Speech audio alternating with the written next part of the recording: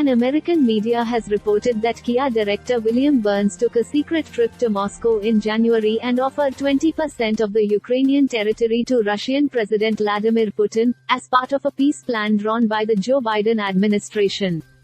While speaking to the news magazine Newsweek, a Kia official rejected the report and called it completely false.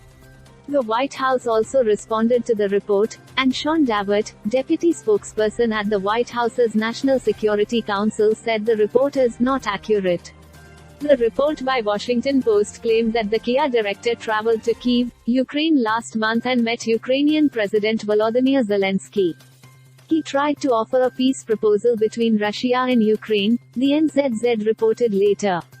The peace proposal allegedly offered around 20% of Ukraine's territory to Russia.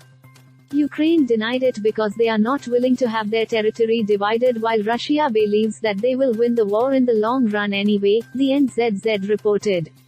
Meanwhile, Russia has rejected the reports that the US has offered any secret deal to end its war with Ukraine.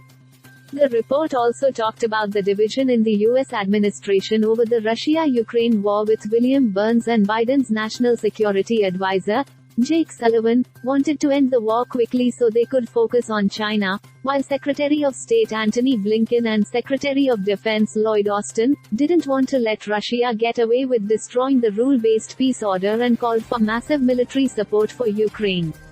The report came days after the US announced a fresh $2 billion package of military assistance for Ukraine, which will include longer-range artillery weapons.